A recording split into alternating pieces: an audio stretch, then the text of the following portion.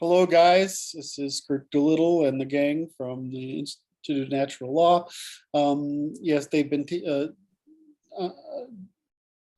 we've already had some laughs, so we're going to start trying to switch to talk about real business. Martin, can you talk about your question, because it falls into a common problem I want to overcome. People are uncertain about the term continuous recursive disambiguation. And I realized I'm not entirely certain on it myself. Like it's obvious that it's continuous, but what do you mean by that recursion? And how does disambiguation apply in the context that you're using it? Such a great question. All right, so whenever you're talking about, when I'm trying to unify the sciences, like all four of them, right? So every science, I'm looking for the term that's the most operational and most universal. And so on one hand, I could say that the law of the universe is there is a tendency to generate some sort of persistence by the defeat of entropy, or what Joshua calls negative entropy, defeat of entropy, by converting energy that's chaotic, right, into stable relations that persist. Right, that's aphysical. The other end of the spectrum is language, which is continuous, in other words, ongoing and never stopping. Recursive, in other words, everything is additive, right? You're always adding. So I don't know if you know what recursion is, but in programming, it means you write a function that calls itself. So say a function saying add means you call the function add. It says take whatever the number is and add one. But the next step is call the function itself, add one, which calls recursively. So evolution does this. It continues to recursively accumulate information about stable relations that defeat entropy. And the person I took it from was Chomsky, because he took it from Turing. And Turing took it from his understanding of the problems of computation. And the problem of computation is the same problem as the physical universe. And the physical universe is trying to defeat entropy by its means of computation. Well, what's its means of computation? Bumping into each other accidentally and trying to accumulate a new stable relation, which we call a quantum, right? That's what a quantum is. It's enough energy to achieve the next stable state, right? And so then what happens is because the universe is three-dimensional, if I forget to explain three-dimensionality, remind me, because it's a core. Because the universe is three-dimensional, there's only so many ways in which a molecule, right, or atom, or any number of waves can form a set of stable electromagnetic relations. And you'll see this in the orbitals, which I suppose I have a picture somewhere. You'll see this in the number of orbitals that are possible. So it's fundamentally what we get is we get scale in orbitals, and that's the maximum we can get out of any one sort of unit of around that's a single surviving entity that maintains a stable relation without decay. In other words, there's always the desire to fall and decay. So it's sort of like one of those things, if you spin fast enough, then there's not your spin has overcome drag. Think about it that way. And so that's what produces a stable relation. Currents and other things play in here, but I'm just trying to keep it as mechanical as possible.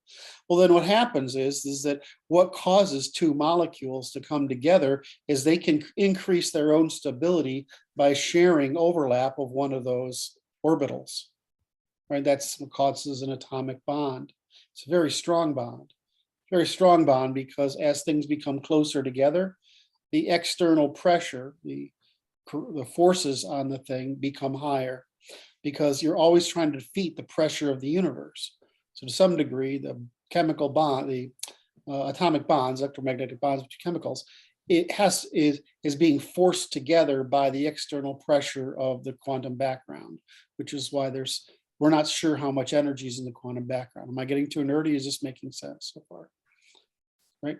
So this process of accumulating additional stable relations continues until we have, what we call matter, right? And I mean substances. And these are different types of molecules form different kinds of materials. And some of those materials tend to be very rigid, like rocks, which is what most of the universe is made out of. And some of those materials remain elastic, right? They have some plasticity. The most plastic combine carbon and hydrogen and oxygen. And so you have, out of this very vast universe, out of this very vast amount of energy, some amount of this stuff through a process of continuous recursive defeat of entropy or continuous recursive disambiguation of disorder into order, right, produces some set of stable relations which persist, and that's what we call existence, is a thing that persists. So a thing might persist for a moment. It might, very tiny fractions of a moment. I mean, if you look at the frothing, the bubbling, or the boiling of the quantum background, what's happening in a billionth of a second is like, what appear to us on a planet to be like eons. So what's happening, of course, is we're developing stable relations, in other words, persistence. Well, this is the way the universe defeats entropy. The universe largely releases pressure by expansion, right? Entropy. But some of the pressure, a minority of it, produces stable relations, which form a consistently growing, continuously recursively disambiguating hierarchy of content. Well, this is the same thing in meaning, right? I mean, we take sounds into phonemes, into words, into phrases, into sentences, into paragraphs, into stories. And what's happening is you and I are using language, continually recursively disambiguating the universe so that we can communicate a model of the universe to someone who can then test it for whether they understand it or whether they need more information, whether they disagree with it, whether they says it doesn't correspond to my model or it does. So continuously recursive disambiguation is the most advanced and most operational phrase I know how to select in the available sets of describing this phenomenon at the scale of the universe. The same thing happens in your brain, right? I should have gone to this second. Every neuron is just, all it does is go on and off. Right? That's all it does. And the only thing it changes is the rate it goes on and off. And there's a maximum rate it can go on and off. So your body has a whole bunch of sensors that do nothing except vary in frequency, and there's a tolerance for some noise for the system. So there has to be some frequency to the stimulation in order for it to produce firings which continue. So when those nerves come up into your head, the only thing they have in common is that they have some proximity to one another physically in your brain, and that they are firing in sequence, right? And so the neural economy of the brain is trying to continuously, recursively disambiguate that disorder into order, which we call a model of the universe. And so your nerves basically look for sequences, 1, 2, 3 things, sequences in time that say, okay, I've got a pattern here. And if that pattern is found, it forwards that pattern recursively to the next level. And it's recursive because your brain does the same fucking thing. Every little stack of cells does exactly the same fucking thing, which is to look for a little pattern, and then if it's found one, broadcast it. So it's like a filtering process, right? And so your brain continuously recursively solves for a couple of things. The obvious one is objects, spaces, and backgrounds, right? Meanwhile, there's a beautiful set of math going on there that says your eye direction is, your head direction is, your torso direction is, your direction of movement is, and your limb location is. And so just like a video game made up of triangles, right? Your body, your world is being disambiguated into a model for action by continuous recursive disambiguation of disorder into order. And that's what disambiguation means. It means ordering. So, and that ordering is ordering necessary for you to act. Well, that's why we tend to be pretty good at action at human scale, and we're increasingly bad at things that are beyond human scale. And why you and I are discussing this at all, because human cooperation and human causality is now beyond human scale. So we need to understand what's beyond human scale, despite the fact that our entire evolutionary history has designed us, right, by evolutionary competition to work at human scale, right? And not to be very good beyond human scale. Well, all right. So that's why continuous recursive disambiguation is important. It's the term I can use that covers the greatest amount of the spectrum from the physical universe to the behavioral universe and everything in between as an operational description. And this is because whenever I have a choice between programming, economics, and mathematics, right, I'm choosing programming because programming is more complete, right? It's operational than mathematics, right? And every other narrative is less complete than programming, the operational. So I'm taking the most operational, and programming at present is the most operational logic we have. Does that make sense? Yes. So hopefully that will be useful. That problem is common though, right? It's like I got that feedback from somebody else the other day because when I disambiguated something with Dr. Brad, it's because I'm trying to find a term. I'm trying to take terms that we've made ambiguous, right? And I'm trying to disambiguate them. Well, to some people, belief is clearly distinguished from trust, right? All right, and people, well, faith is clearly disambiguated from trust, but are faith and belief disambiguated? Well, sort of. If you're skilled enough, you know that faith is a theological concept, belief is a rationalist concept, and trust is an empirical concept, an existential concept. Do people understand that? No, they just throw these fucking words around because in general they mean the same thing to them. Because they don't distinguish between whether they're believing something, they have trust in something because they have the evidentiary knowledge of it. They have trust in something because they have a rational belief in it, or they have trust in something because they have fucking faith in it. Well, those are just three statements of knowledge and, of a spectrum of knowledge and ignorance. So you have faith in what you can't possibly understand. You have belief in what you might understand, and you have trust in what you do understand. But people throw these words around as if they're equivalencies. Well, this is how the faithful and the philosophical get away with pretending they're as knowledgeable as the empirical. Right? Does this make sense on that level? So, I mean, it's a way of, in other words, this ambiguity is a way of lying. Right? It's the most lying is a pretense of knowledge. And so ambiguity is the means by which this spectrum is the rationalists complain there is right as the empiricists, and the theological is right as the rationalists and empiricists, or more so because they have faith. Well, no, it's just that's just lying.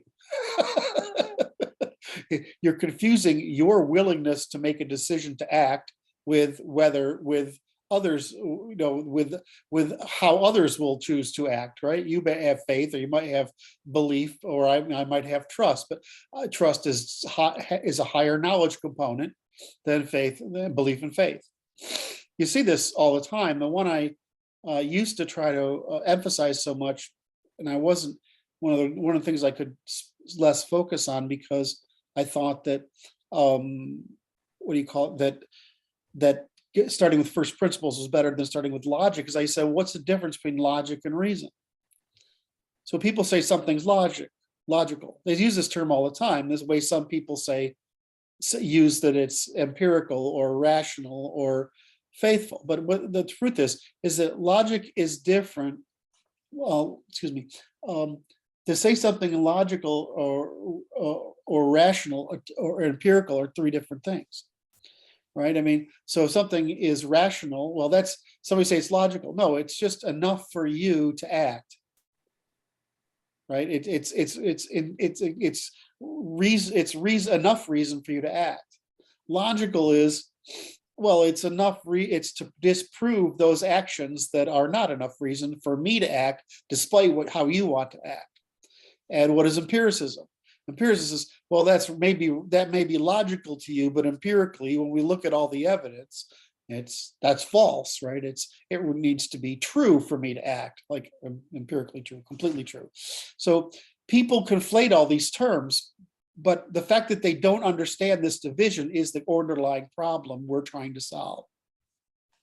We're trying to prevent people from claiming knowledge they don't have and separating their willingness to act with the knowledge they have, which may be necessary, from political knowledge, which by using their argument, they're demonstrating they lack the knowledge to act. Does that make sense? By the fact that you're substituting a faith or belief argument for empirical argument is evidence that you have a lower standard, and you want people to act on your lower standard rather than to act on their higher standard of knowledge. So you want people to trust you, though you're admitting that you're ignorant and lying, and they want you to trust them because they're telling the truth, but you can't understand it. And so this is the problem of teaching the population continuous recursive disambiguation through operationalization and serialization to produce language as a system of measurement, so that even if you don't understand, you can be educated and you don't have to be coerced. And even if you don't understand, you can understand that the person is making an argument that's empirical rather than rational, justificationary, or faithful, which is evasionary. I should say that again. Truth, which is justification is just that, is excuse making, and theology is excuse making by abandoning their responsibility for actually learning anything. So this is the core problem, is that it sounds like we're talking in ordinary English, but we're talking in math. It's just that we've converted ordinary language into mathematical precision. Now, while this is somebody say, well, I'm going to jump on you for that. There's a difference between cardinal precision and ordinal precision, right? Well, human action isn't cardinal, it's ordinal. We are always using subjective preferences. So you're only interested in the cardinal when it's a measure of a physical quantity. When you're talking about preferences or beliefs or whatever, it's just ordinal. Something is more or less, but that's it. And the next thing is more or less. So at the scale of human action, ordinal is the best we can do, but it's also the best that's necessary. The only time you need empirical is when somebody's denying the ordinal. I think this is very heavy stuff. I don't have any idea if the Vox Populi will understand it, but I mean, it's not heavy stuff to us because this is what we do. I mean, back then, remember Bill Joslin saying it's all just disambiguation. Well, that's what evolution is. What do you think talking is? It's disambiguation. everything's disambiguation because you're trying to produce a measurement that you can act on, right? With some reasonable success of outcomes. So we All right, can did I- say the enemy strategy is continuous recursive ambiguation. Correct. I love you for that. We are that which is most plastic in the universe. I describe continuous recursive disambiguation to the openness thinkers as symbolic compression. You take a field of symbols and compress them into a coherent worldview, and your brain continuously does that.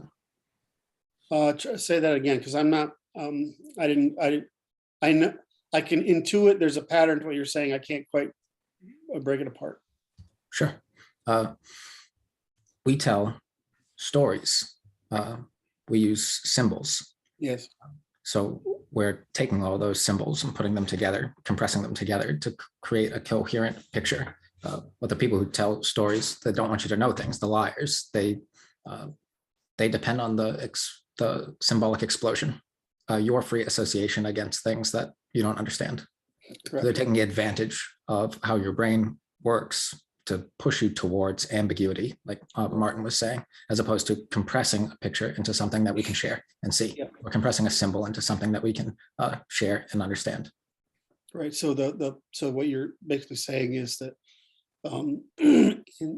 one of the problems of neural economy is the buffer. So you'll notice that if you, I noticed that if you tell a long story with long chains of reasoning, people get lost. It's a buffer overflow problem, right? And you'll notice that this problem increases rapidly with youth and intelligence. Yes. So what's happening is that there's a competition to produce enough imprecision that the buffer can process the information without being overloaded, right, by tuning it. And what you're saying is, I want to substitute auto association for precision, right? Yes. And so when you're talking, if you talk in rule of thumbs, you talk in less precise, right? And you depend more on auto association. This is true even at the linguistic level between, let's say, something like English, which is a high precision, low context language, or Chinese, which sounds like, I mean, if you translate it word for word, it sounds stupid because it's a high context, low precision language. Right. And so now you say, okay, let's realize that you have a spectrum of people, right, in ability, a spectrum of people who rely on faith, reason, or empiricism. And and those people are being spoken to in the most general language possible that crosses all three of those domains, because you never know who you're talking to, and you never know, I mean, you never know the ability of the person you're talking to until you talk to them for a while, and then you don't know which frame they're using, the faith, rational, or empirical. And then you talk to that person, you're trying to create a general multi-purpose language, right, that draws on auto association to compensate for those differences. And then you deal with exceptions. I don't understand, but that would mean, but doesn't that mean, or you can't be right because, well, these are just relying on auto association in order to not overfill the buffer, right? And so working memory, basically. So the problem for that's a real problem for us. So what you have to say is, okay, it's like anything else. I can tell you, well, it's 100 yards.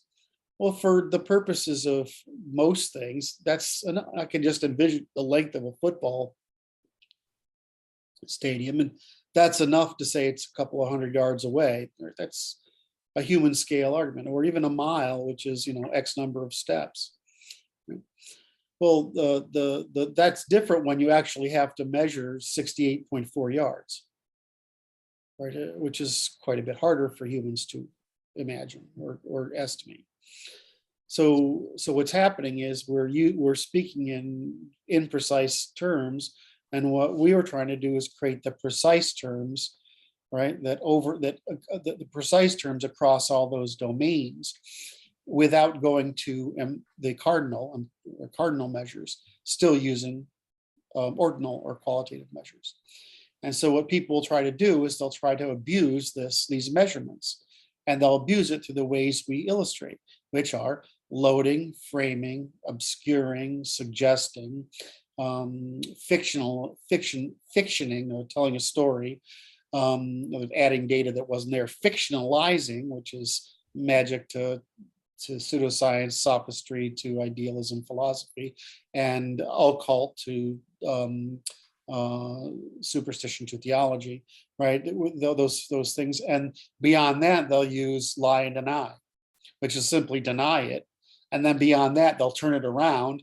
They won't even try to mislead you or fictionalize you or deny you. They'll attack you, right? Which is undermining. So, there's this incredible grammar of lying, and there's this incredibly small grammar of truthful speech.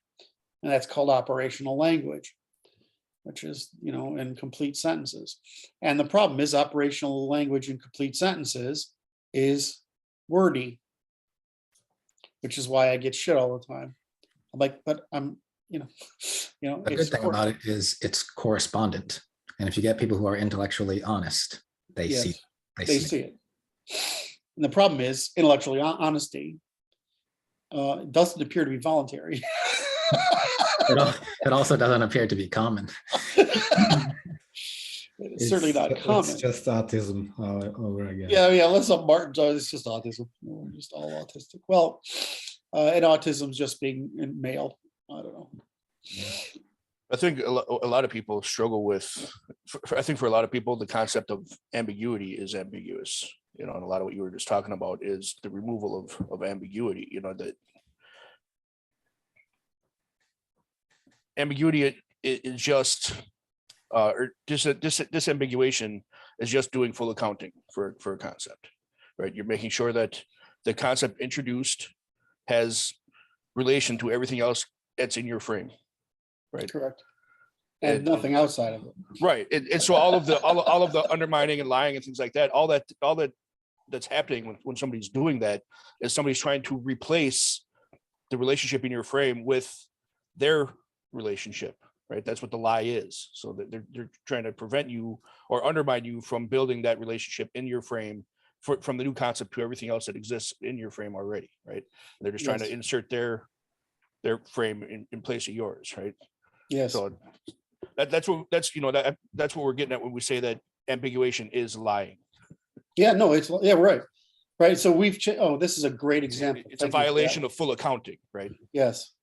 And thank you for bringing that up, because this goes to the heart of Martin's question, which is when we say lying, we're using a full definition. When they say lying, they think, well, I have to intend to lie. No, right. We're saying you have to fail to do the due diligence to ensure you're not propagating a lie. Right. Right. I mean, you don't have to invent a lie to propagate it. Right. You can believe it, but you haven't done due diligence against propagating it.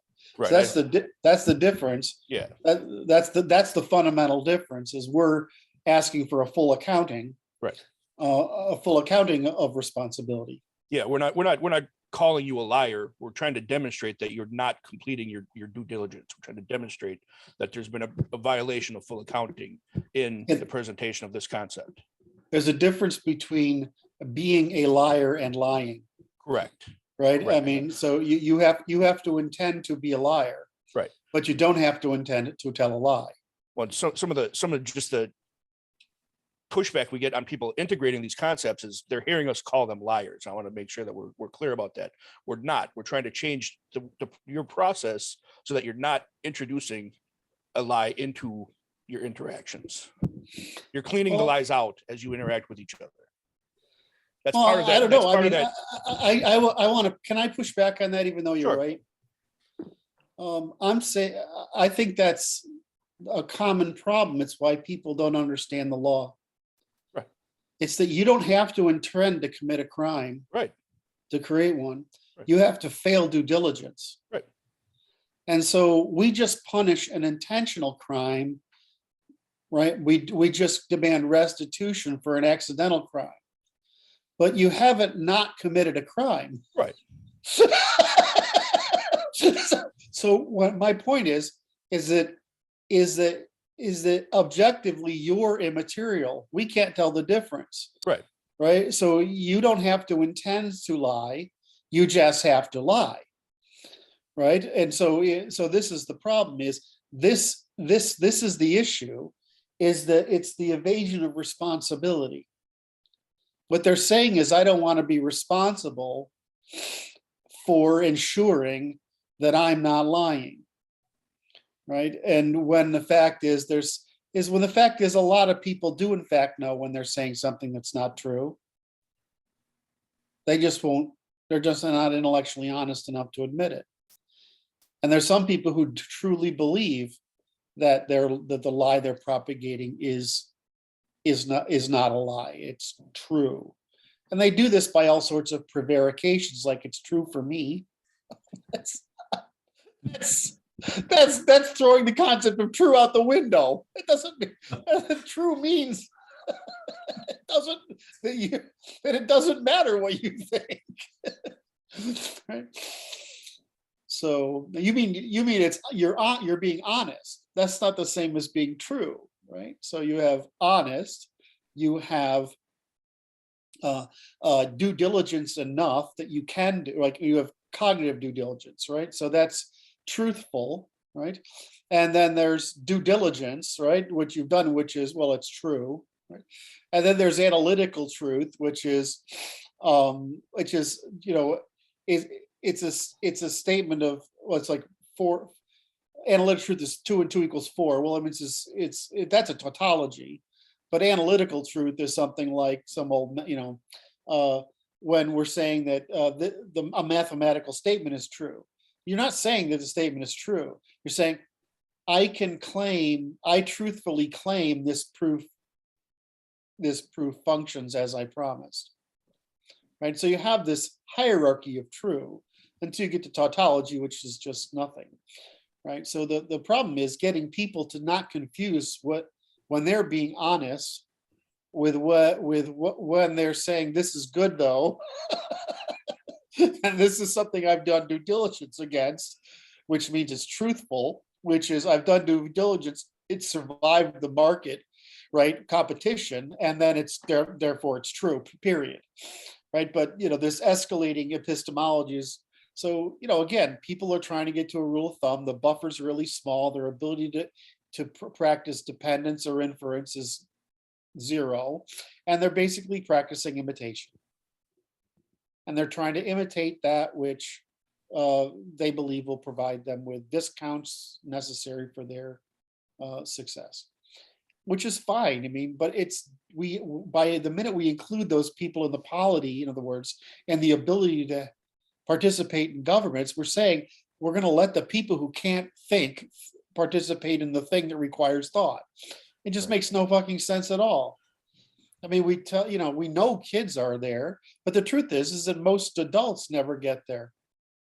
I mean, at least a kid can be responsible for himself.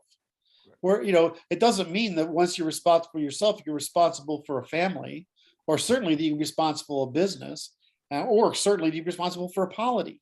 I mean, what is your input? What value does your input have? Well, it has only what you can demonstrate. So, you know, it doesn't mean you should just treat people like fucking animals because they can only imitate. It just means that their right to positive defense is different from their capacity for intellectual participation via positive offense, right? Which is government. So this is this problem is our issue, right? This is the net of it. Is that there is a competition between the people who want to tell the truth, which ends in responsibility, and the people who want to lie, which ends in irresponsibility. It's that conflict. And so the question is, There's some people in the middle who just want to get along. Some of them will go both directions. But what if the people who want irresponsibility can't be responsible? And somebody has to be responsible for them. Right. And so they're actually asking for people to be responsible for them. So this is why I say I don't have a problem with some group of elites being responsible for them and them being irresponsible. In other words, they're maintaining the parent-child relationship. The difference is that that's not for us. And we're not, those two things are politically incommensurable. We can't have a responsible people, right, which is a majority middle-class civilization. We can't have us and them both get what we want. So this is, our fundamental problem is that we actually know how to describe this. We know the solution for it. But, even understanding what we're saying is somewhat difficult. Yeah, I think I've been playing around lately. There's a difference between being fully mature and being fully developed. Yes. And, full maturity means that you recognize and understand your dependencies. Fully developed means you are taking responsibility for your dependencies. Correct. Right. And I think a lot of people don't recognize that there's even a distinction there. And then there's a lot of people that lack both. Right. And that's what equality. Right. Well, that's what all of entitlement comes out of, is a lack of maturity combined with a lack of development. Right. So they don't recognize their dependencies, and they take no responsibility for their dependencies. They project that responsibility onto others. That's all entitlement is. So, well, back in the day, we could be responsible for them. Right. Because they lacked agency. They lacked the economic means to pursue self-interest. But now that they have the means of economic self-interest, we can't be responsible for them because the cost is too high. If you give them political power, you deprive us of preventing them from relieving us of the responsibility we desire for self-determination. So I posted about that I don't know, earlier this week. I think it's as you extend franchise, you must also extend the suppression of the forms of undermining to the group that you're extending franchise to, and that's which is how we fail, failing right? to do. Yeah. So you can extend it to whoever you want, as long as you keep extending the suppression of the forms of undermining, which would limit who they extend franchise to, because they don't want to extend. But this is the thing. I was talking to some guys. I have some followers in the Muslim world who are quite talented, really. Tend to be Egyptian. And Turkic, yeah, they're not Arab. They're usually Turkic, Persian, or Egyptian, mostly Egyptian. Because Egyptians they're there. But how are you just saying that, Luke? How are you just phrasing it? About extending franchise, but you also must extend. Right. So here's the problem: suppressions. is that Christianity is an ultimate forgiveness religion, right? Right. Islam is an ultimate conformance religion. And so if you look at Christian law, it's all about how do we forgive each other, how to be virtuous, right? This is Islamic law. More than half of it is how to conquer and oppress us. The rest of it, half of what's left, is an incredibly suspicious view of man,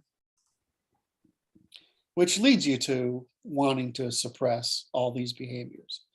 So to some degree, the reason Islam is, quote, right about women is because they're just skeptical and we're optimistic. And so if you look at, I can't read that stuff because it makes me so upset inside because I realize what it's doing to them. But if you look at it objectively, as a legal system, it's actually not bad because it's overprotective against the innate evil of man. Yeah. Whereas Christianity did the opposite. It's like it tried to indoctrinate the good of man and ignore the evil, right? They're this opposite way. It's like, It's- the hierarchy, you look at Christianity, it's forgiving down the hierarchy, whereas Islam forgives up the hierarchy. Yes, And then yes, you have Judaism, which forgives self outward across the yes, hierarchy. yes. That was really smart and very true.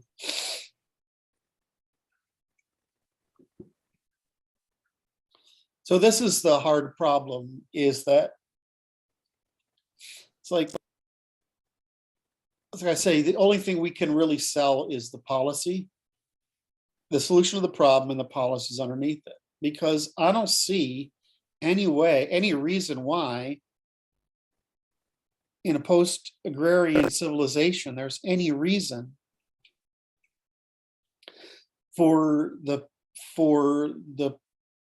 previous need for one way of doing things.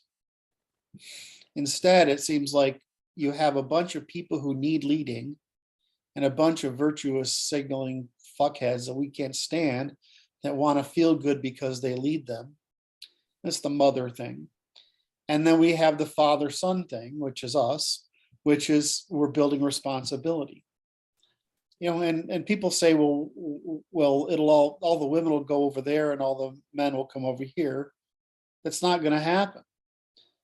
Because there's plenty of women who are happy with responsibility, right? And there's plenty of women who will conform to responsibility if the incentive to irresponsibility promoted by women isn't there.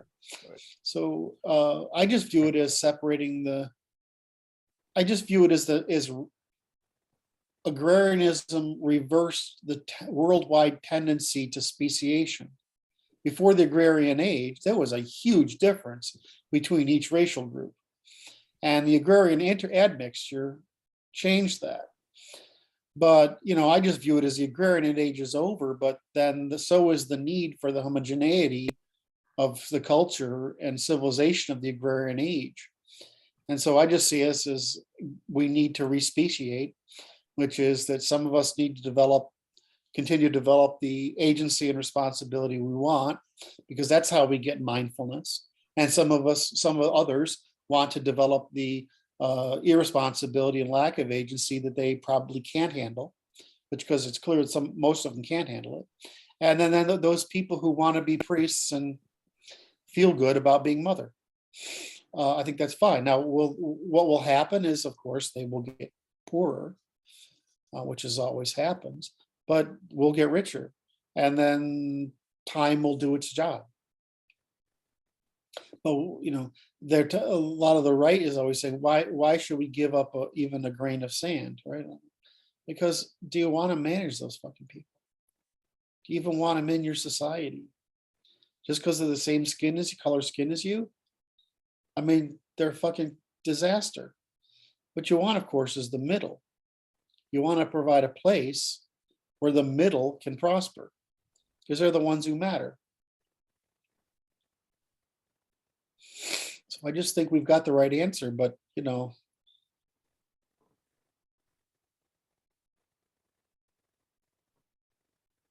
it's one thing what we're working on, lawyers and law and constitutions, and the market actually wants policy and explanations, right?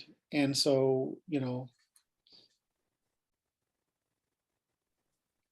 we have to be able to teach it, and then we have to switch from one group teaching it to another group evangelizing it. But the evangelization is going to be for constitutional policies and solutions. And how much do they actually have to understand of what we do, which is the formal logic of law? I mean, it's like, how many people understand the fucking law today? Or math, for that matter, or engineering, or biology, or medicine, technology, program. I mean, even the people who go through this stuff in college, you talk to them, it's like, do you really understand what you're doing, or are you just imitating? So that's our chore. But that was a great question to start off with, Martin. Thank you.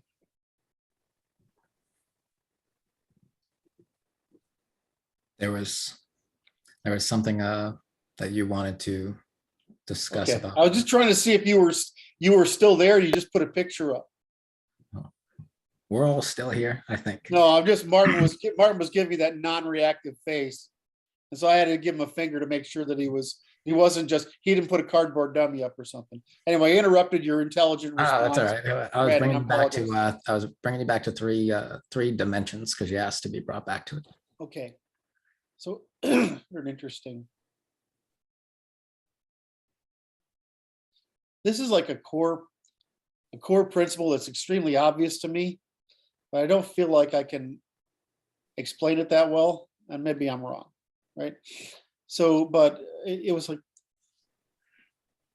it was, what's his name? Russian Jewish guy, does a podcast every day. He's an AI guy. Forgetting his name. I'm embarrassed because I really like him. And now he's interviewing another physicist, and he's saying, so why, they're talking about how many dimensions there are, right? And this multi-dimensional, multi-universe nonsense, which of course is just mathiness. And they're saying, how do we know that there's only 3 dimensions? Well, this is a really dumb statement, in my opinion, that misses the point. It's a great example of conflation. It requires 3 dimensions of space and 1 dimension of time for us to describe space-time. Well, so why are there 3 dimensions? Time is obvious, right? It's just change. But why are there 3 dimensions? Well, so this is like, why do I keep finding triangles everywhere? Right? Why is our brain organized in triangles? Why do we organize the world into triangles? Why do we build video games in triangles? Why is a triangle the basis of measurement in mathematics and geometry? Why can we express any geometric entity in a triangle? Why is this ternary logic everywhere? Well, it's fucking stupidly simple, right? If you start with 1 force, you get polarization, and you get another force. And if with polarization you're trying to find a stable relation, that's going to find a compromise between the forces. Well, that's real easy. That pattern just applies through continuous recursive disambiguation through all scales of the universe. But why? Because the universe can't remember anything. And in order to have more than a triangle, you've got to have an external way of capturing information. And there's no way for the universe to capture an external mean of information. So, I mean, all it's got is pressure, spin, right? Rotation, spin, vibration, and movement, right? So, I mean, that's all it's got. Well, I mean, and why is that? Well, again, you get back to, I mean, this is like Wolfram's argument. In the end, it just happens to be that the only thing that can emerge is what it does. Well, I mean, he's done it in his way, but I've done it through a different way, which is just the simple logic of information. In order to have any geometry other than a triangle, which is internally consistent, no matter what you do, right, those relations are always preserved. The reason we see triangles instead of squares, right, is because the bottom of the square means dissipation. It means disorder, collapse, right? So the universe would need to have a means of memory in order to predict a square or any other shape. So the universe doesn't do that. It builds it out of the only logic it can because it lacks memory. The only memory it has is stable relation. A stable relation is always a compromise between opposing forces. So of course the universe exists in 3 dimensions because it's the only thing the fucking universe can remember. It can't construct anything else because it has no memory. The universe has to get to fucking genetic, or life. Then it has to get to reproduction. Then it has to get to nervous systems. Then it has to get all the way up to us before it can actually think about anything long enough to say, oh yeah, we could do it this way instead. You need memory to say anything other than a triangle. So, I mean, of course, the universe is built in 3 dimensions, right? First of all, there's obviously there's no way we could conceive of needing another one, because there's nothing else that rotation, vibration, and motion require, right? And there's nothing else that pressure can exert, even if we change the dimensions. So that's why geometry is, when you talk about geometry, you're talking about basically triangles, right? When you're talking about, lines and points, you're talking about devolutionary abstractions on geometry. So, I mean, I just thought it was really interesting that this idea is out there, that there could be more dimensions. Well, there can't be. That's why there aren't. Whenever somebody's talking about multiple worlds or multiple dimensions, what they're usually talking about is mathematics. They're not talking about geometric mathematics. They're talking about statistical mathematics or linear mathematics. They're not talking about, or probabilistic mathematics, right? That's statistical. They're not talking about geometric mathematics. And the whole universe, as far as we know, adheres to geometry because it has to. Because if it can't be built out of a triangle, the universe can't make it. I don't know if that's too nerdy, but I was trying to get the point of, this is one of the points I'm trying to get across, which is that there's a reason why everything's fucking built of 3 dimensions. And it's a really fundamental reason. There's no alternative, because there's no way to remember. And the great thing about humans is we can remember, we can predict, we can remember, we can auto-associate. By auto-association, we can predict. By prediction, we can gain attention to choose. And by attention, we can, and agency, we can practice recursion. The more executive function we have, and the more working memory, the more recursion we can manage.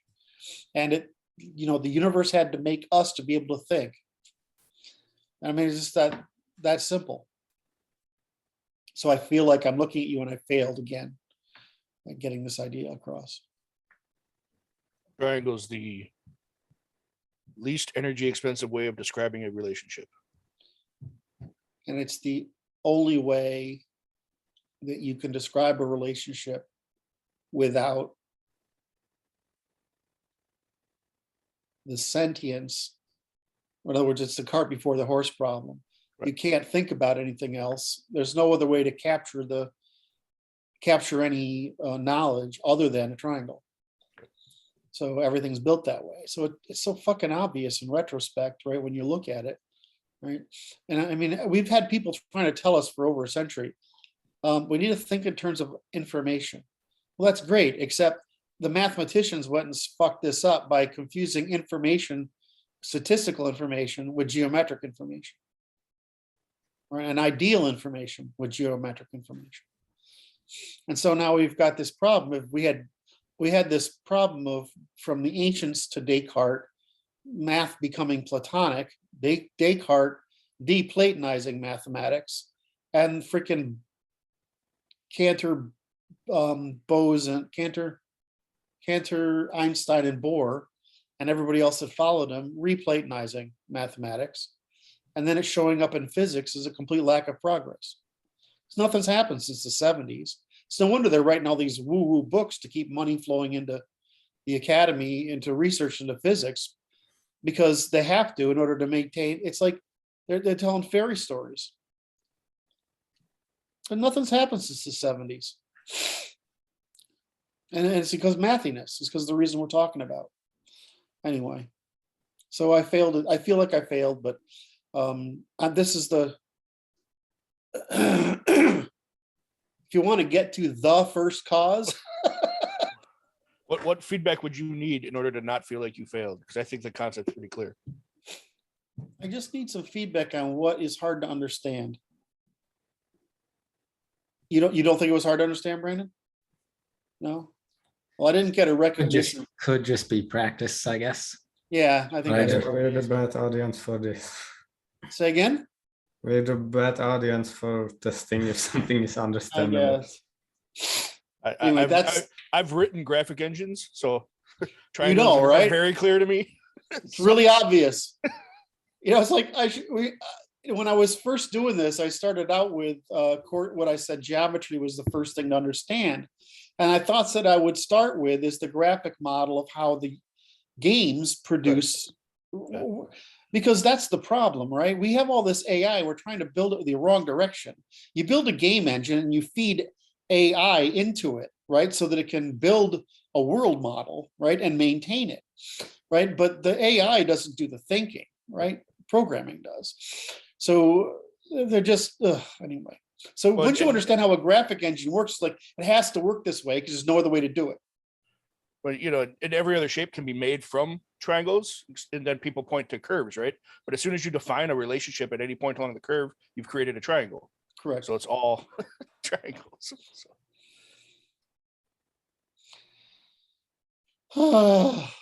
Anyway, it's like, yeah, I don't want to go down that anymore. Anyway, so I think well, those are, Martin brought up, these are the issues, right? I mean, these are the issues that I was coming up with this week, is that the language, right? Understanding what we're doing and why is still hard. I mean, this is the problem. Everybody comes to it. The minute they get it, they flip, but the number of people that get it and flip is too small. Why is that? It's going to speed up. Well, Huh? the only other thing competing for their understanding are lies, and we're being outcompeted. Yeah, there's more of them, and we lead by calling them liars. So that's true too, Luke. Well, we disambiguate, so we call them liars because they're committing a crime, right? Yes. We don't. They're trespassing, so we don't care whether they meant to or not. Say that, Martin. That's not helping. Calling them criminals. Yeah, no, it's not. Well, that's why I was trying to make the decision. I mean, we're effectively regularly calling honest people liars, but we need to make the distinction there that that's because they're not completing their full accounting. Yeah, they are being honest, but they're not. Different word. Say that again, Martin. Maybe we should really be using different words for unintentional lying. You're a carrier. That's the problem. Right. It's the difference between being a liar and a carrier. We recognize you're flying in the right direction. We're trying to correct your payload. So Martin does this all day, right? I mean, he does this all day, and I watch him. I can only look at like 15 of those messages before it makes me angry. But Martin, he's fine. And so I watch him do this, and it's like, God, he's really good.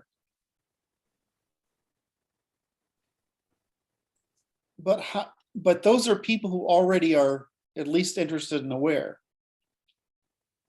So how do you get people over the hurdle? I'm not really trying. I just talk to them.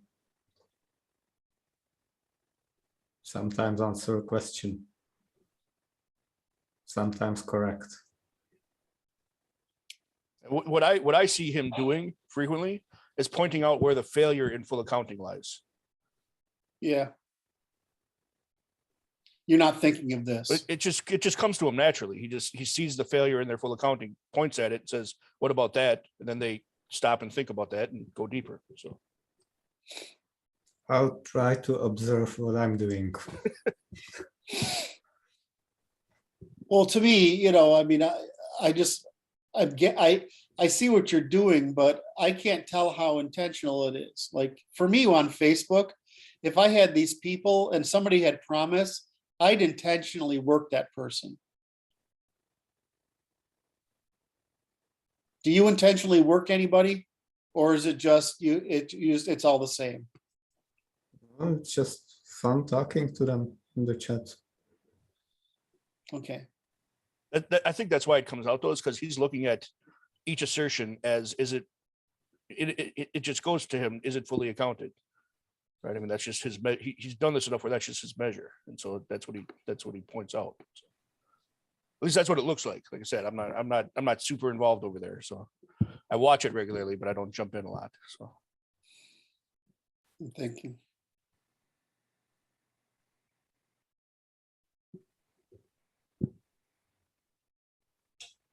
because I don't have anything to add. He covers it all.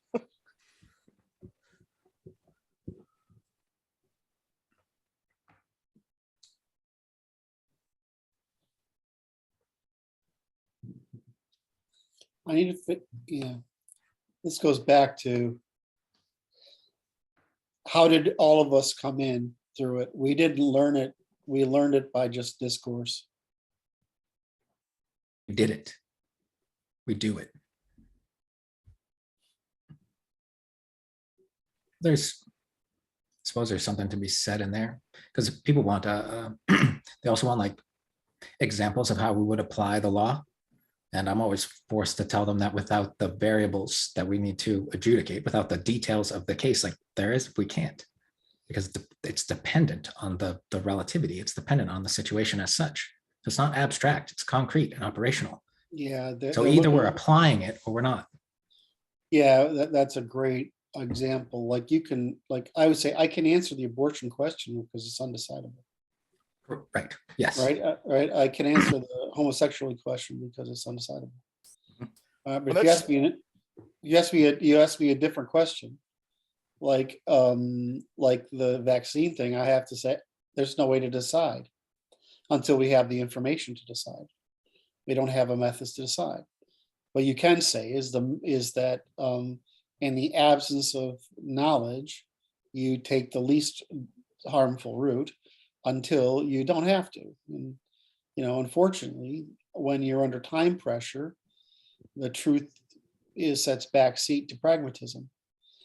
And so in this case, my view has been for quite a while that as soon as we know that it's the transmission doesn't matter, or that's only some subsection of the population is vulnerable and can be protected, you do that. You don't fall prey to irresponsibility satisfying the neurotic population, because and the law would say, this is the part I don't talk about often, the law would say the state may not engage in the suppression of adaptation of people to truth.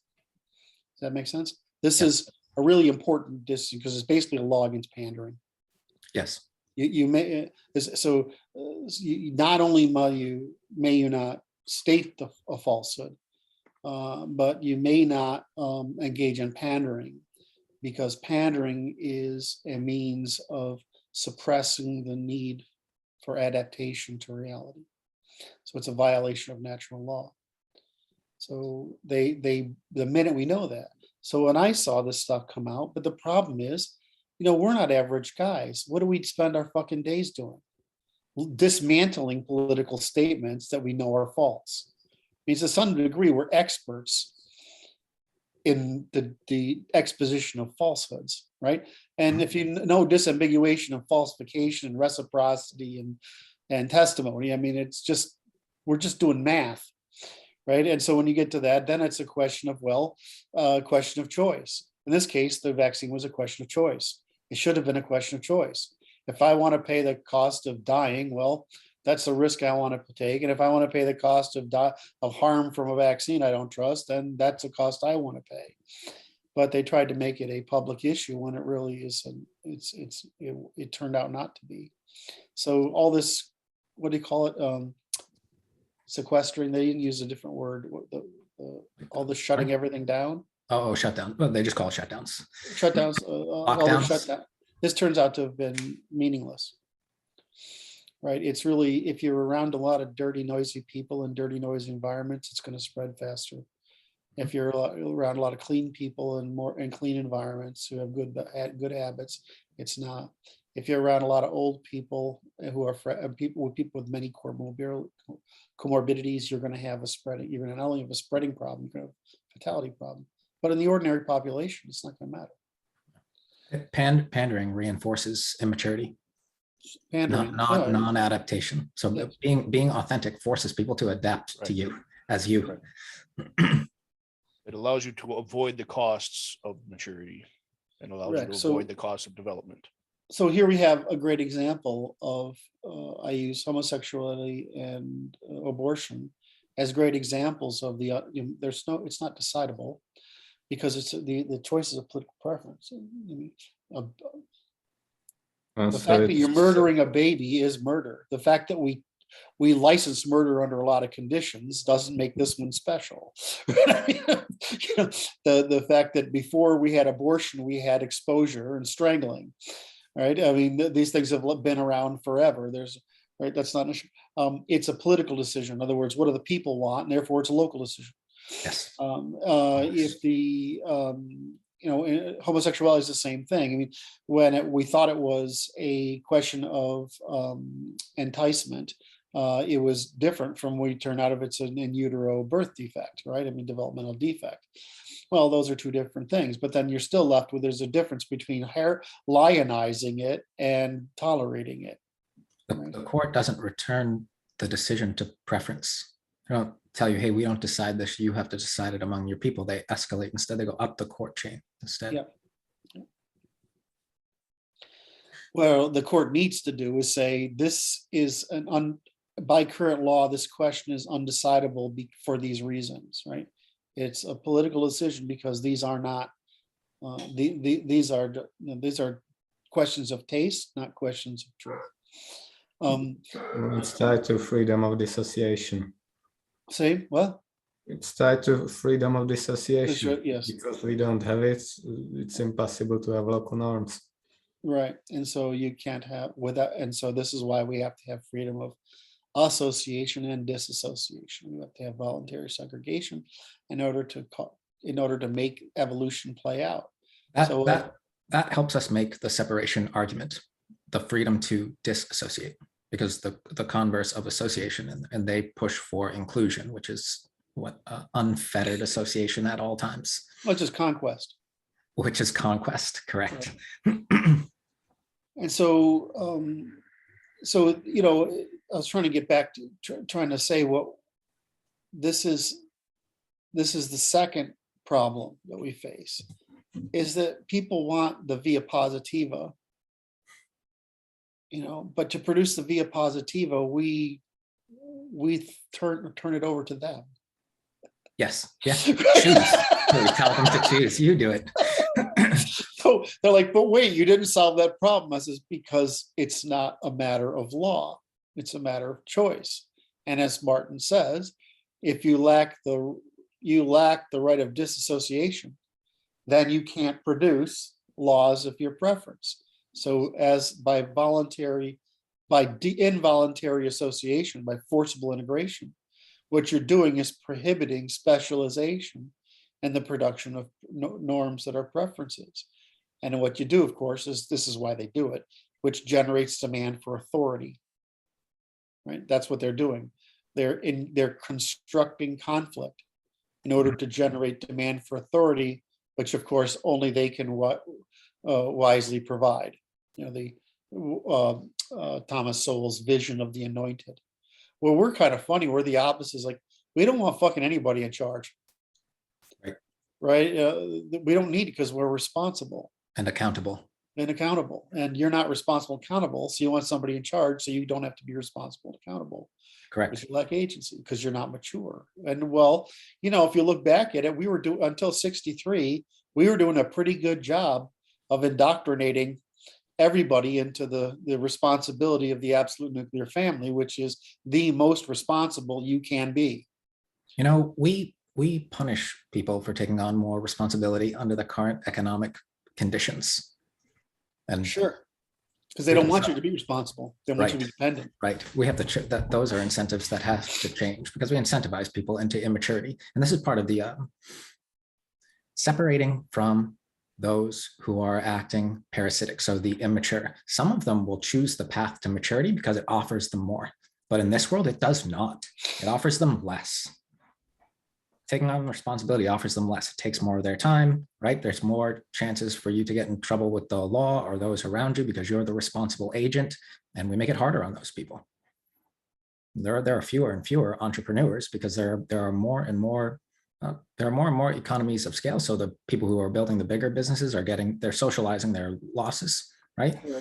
So we're fighting this I say we have to win everywhere because we're fighting it everywhere. All right. Every arena, every entropic arena feeds into one another, reducing responsibility, reducing accountability, forcing in more authority, more paperwork, more roadblocks, more white collar people. That's the directionality of the thing. They think it helps. It's Well, just not helping. but they can't systematize. Right. Yeah. Right. Yeah. So they don't see. So does somebody have anything? Because I want to riff on that as I well. was just saying this is high and low versus middle in combination with majority democracy. The Yes. incentive is always to expand the franchise or to get in more low people from outside, or Yeah, that's turn really the good. middle into low. That's really good. So the problem with the middle is that they overextend, right? They overextend politically, socially, and commercially to the point of failure, which is what Europeans always do. The problem with the high and low is they overextend to the point of dysgenia, collapse, and lack of innovation. So this would just go back to, okay, well, they're two opposing forces. The only way to compute the optimum is to separate the two opposing forces, so that together they compute the optimum, and both them migrate toward it, which is what happened in agrarianism. So it'll happen again. So I would assume it's very smart. Should I lost my It time? was Magna Carta, right, for protection of the middle.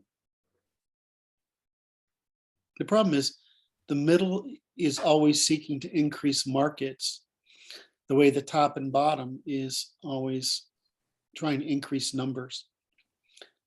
Right? These are two different games. The problem is that both oversteps its limits. Empires overstep their limits. The problem of growth is that it's cheaper to conquer and expand than it is to innovate. Right. And so you get all these people in the middle who are trying to climb the status hierarchy of consumption status. And then you've made this promise to everyone that they can get on board the train. And then what happens is you turn into conquest rather than continuous improvement. And you end up with a collapse. Well, same thing happens to the feminine. They overextend authoritarianism to the point of collapse. So what happens is it's easy to preserve an authoritarian system that's collapsed almost indefinitely, because you've made the population incompetent. Whereas what you see in Europe is that we go through collapses, but we go through recoveries. This is an observation that's not Spengler, Carol Quigley made, and I couldn't quite understand it at first, but now I do. Is that's exactly the answer? Because if you're responsible, if you have responsibility, especially martial responsibility at the local level, you'll always regenerate the middle class. So the problem is that you can get if you get mindfulness from responsibility is a continuously virtuously expanding cycle. Mindfulness from irresponsibility is a continuously degenerating cycle. And the problem is that there's an awful lot of people who, when the answer is that you need to have a mixed economy, right? So that the people who are not able have direction and insurance and protection, and the people who are able have the freedom to innovate, adapt, and achieve status, and you have to maintain the incentives. And so far we've had a hard time doing that, because every time we carry any incentive for irresponsibility, people flock to it in droves, right? Dragging us past the point of no return. So that's why we have to always measure everything, so we know what's happening. All right. So has anybody else got anything that they wanted to cover on that? I had something else I wanted to comment on that Brandon said, but I've lost it. I think we've hit some really great topics today. Anything else? Nothing comes to mind. Okay, well, thank you. Before you started that wonderful topic, I wanted to see if